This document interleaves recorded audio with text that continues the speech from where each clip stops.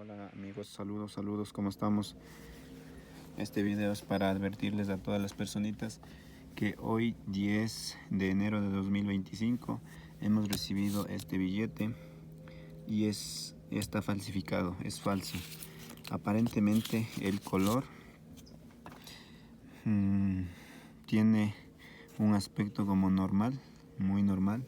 Inclusive si miras hacia la luz translúcida tiene el sello supuesto que debería tener, el sello de seguridad.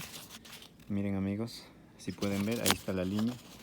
Inclusive pareciera que tiene el sello de seguridad, si lo ven, pero es una falsedad. Mira, si pueden ver en esta punta, ahí están pegadas dos papeles, mis amigos. Ahí, mírenlo en la punta.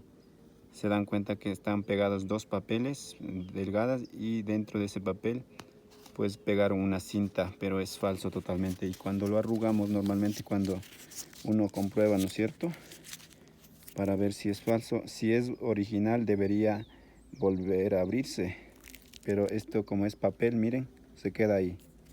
Eso amigos, quería advertirles, aquí en Otavalo hoy 10 de enero está circulando billetes falsos de $20. Advertidos amigos, estén pendientes.